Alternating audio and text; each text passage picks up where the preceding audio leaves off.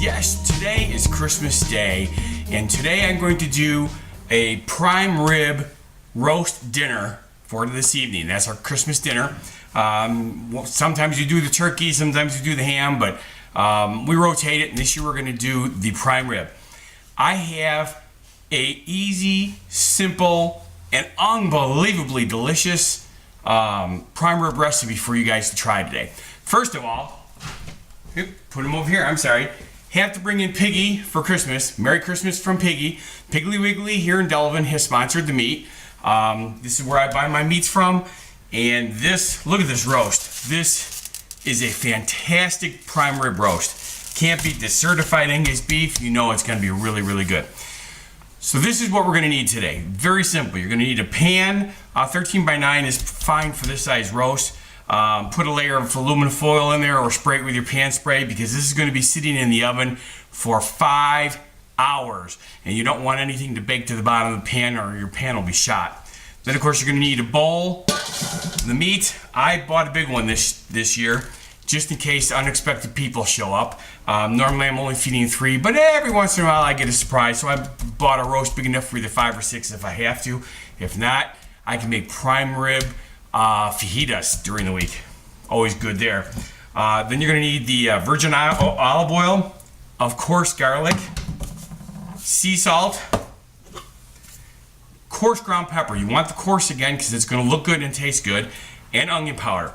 This is the entire recipe. Very simple. Again, it's not really one of those that you have to do any serious measuring on. This is all by taste. But the first thing you do is take your bowl over here. Of course, put your well, we did that already. So, preheat the oven to 375 degrees. So let's do that right off the top. Start. There we go. It is preheating. Now, put the roast in the bowl, own side down. Then, of course, rinse your fingers off real quick because, needless to say, when you grab the roast, if you don't have gloves on, you're going to have messy fingers. Okay. Take your olive oil, liberally pour it right across the top of the roast. It's probably about 3 tablespoons worth for this size roast, but if you have a smaller roast, that's fine. And then rub it. Rub the whole thing. You can roll it around, rub the bottom of it. Make sure it is completely covered. Just like that. Very simple. Normally I would wash my fingers, but I'm going to use the last of this garlic up, so I don't have to worry about that. This is probably a 1/4 cup of pre-diced garlic. If you're doing fresh garlic, do it to your personal taste. Now you rub the garlic all around, just the top this time. You don't need to do the bottom. Rub it, rub it, rub it. Okay, make sure you got a nice good covering. Now you rinse off your fingers one more time.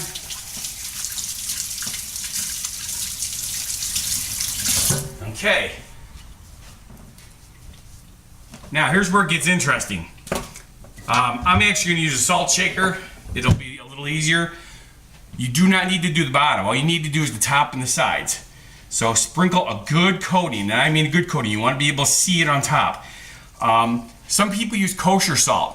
Kosher salt's awesome. The problem is it's so strong that if you don't brush it off before you eat it, your mouth just goes crazy.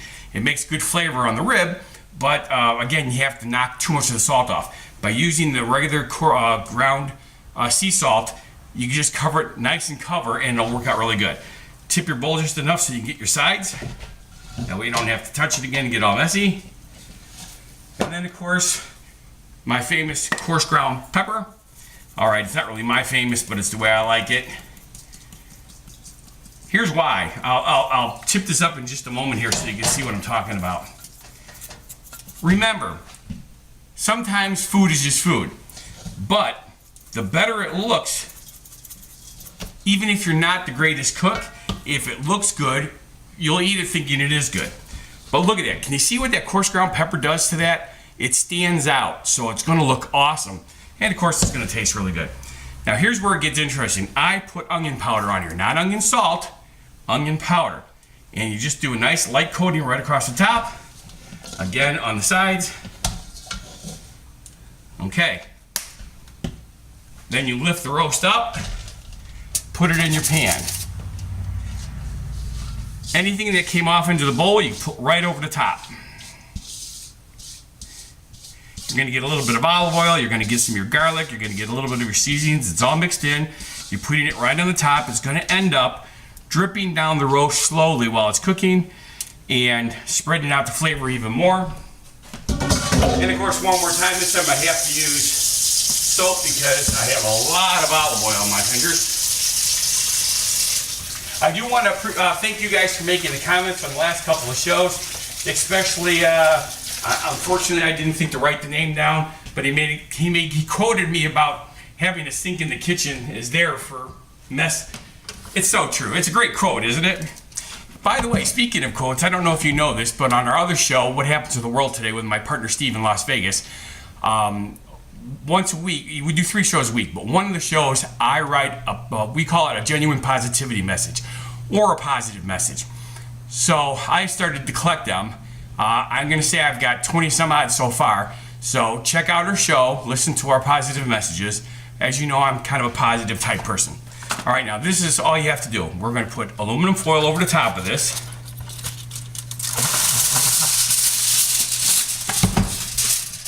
You want to seal it good. This will keep the moisture in while it's cooking.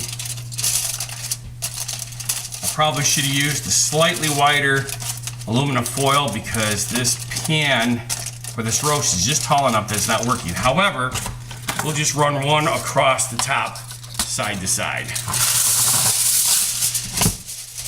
That'll solve the problem, just like that. All right.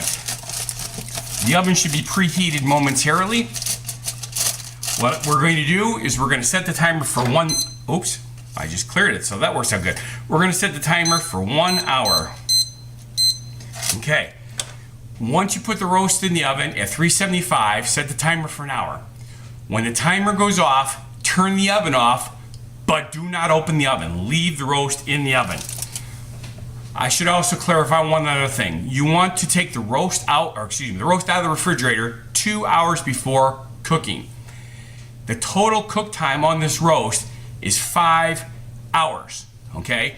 You're gonna put it in the oven for 1 hour at 375, turn off the oven, leave the roast in the oven with the door closed, set the timer for 3 hours. After 3 hours, you're going to come back, turn the oven back on at 350 degrees for anywhere from 40 minutes to an hour, depending on how done you want your meat. Most of us here like medium rare, although my wife does like the medium well. So I'm going to probably go close to the hour in order to make sure the middle will stay medium rare for us, and she'll have the end where it's more well done. So it's really, really simple. I mean, put it in there. You got 3 hours to go into whatever you want. Then, of course, the last hour is when you're preparing your sides, whether it's potatoes or pastas and your vegetables and that kind of stuff. That gives you that perfect time. So it's a great thing. It only took 10 minutes to get this set up, right? So you take 10 minutes earlier in the day and then 3 hours while it's cooking up all by itself. It's really, really awesome. Alrighty, so let's put this in the oven. Even though it hasn't said it's up to temp, it's going to be up to temp really quick. Set the timer, and we will be back when we take it out so you can show everybody what it looks like. All right? Thank you much, and once again, Merry Christmas! All right, Fun Guys Foodies, welcome back, and again, Merry Christmas. This is my Christmas show. It's actually Christmas Day, and I am cooking that prime rib dinner. I've got everything pretty much ready to go. I've already got my potatoes in the oven. I did that, instead of using Redskins, I did golden potatoes, but I'm doing that garlic parmesan potato that I made in an earlier show. And I'm just going to do sweet corn today, not on the cob. It's the wrong time of year for that. And I've got these nice brown and serve rolls that I'm going to go with it. This is really a really good Christmas dinner. Easy to make, not a whole lot of time consuming. It leaves you plenty of time to socialize with your guests, if you have guests or family. It's Christmas. Usually it's all family.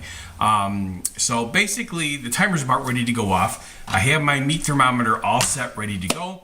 You're going to want the meat to be at 145 degrees as a minimum. That's medium rare, basically 145 degrees.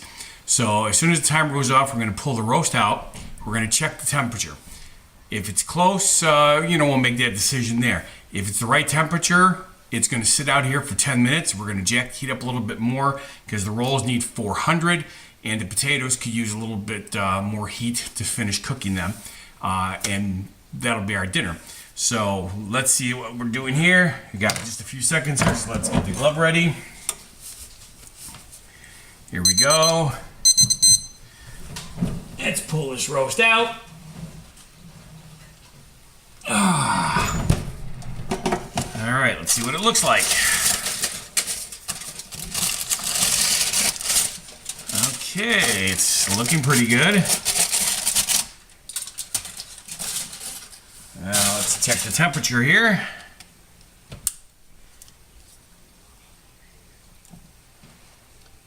Okay, 125. So we are not done. Which is surprising because I actually had the roast out long enough to definitely get to a good temperature.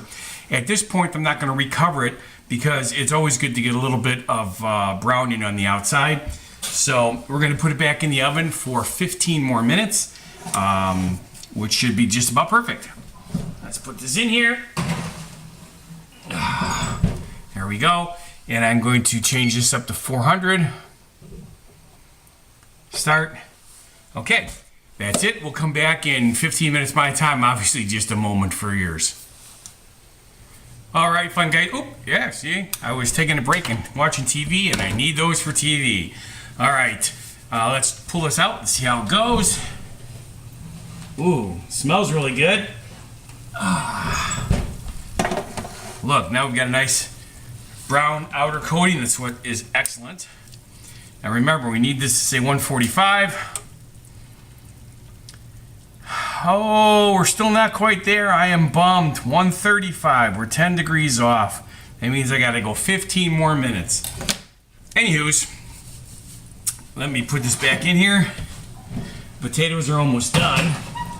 So we'll go through the whole ending spiel now here, and then I'll pull it out. I'll take pictures of it so you can see how that goes. It's pretty simple. All the other stuff is good. Don't forget, we're giving away the I'm a Fun Guy's Foodie apron. All right, all you have to do is on any of the shows comment I want to win, or I'm a Fun Guy's Foodie. That's important. I'm a Fun Guy's Foodie. I want to win. Very simple, all right? And you get a chance to win this. We've only got a couple more weeks on this because the end of the year is already next week. We'll go probably middle of January to do the giveaway. I was going to do it right after New Year's Eve, but we got a little bit of a late start. So just do that. And of course, I'll take pictures of everything. I'll put that at the end of the video here so you don't have to sit here watching me pull this out of the oven a couple different times. So normally I do an hour, and I thought I was going to be able to get away with 30 minutes because last time I did an hour, it was a little bit too overcooked. So basically, I would suggest if you have a big roast like this, do an hour, not just 30 minutes this like I did. All right. And then you don't have to pull it out so many times. If it's a small roast, do check it at that 30-minute mark. Like I said, the one that I cooked last week ended up being overcooked. So I don't like overcooking prime rib. They're still delicious, of course, but medium rare is the way it really should be. Alrighty, so what am I forgetting? Anything? Got the apron. Don't forget to like, subscribe, and of course share. And yeah, just tell people about us. We're still looking for a sponsor for cookware. I would really like to upgrade my cookware. It would make a big difference on the different things I can cook here. Plus, it looks like we're going to start doing some seafood in the spring.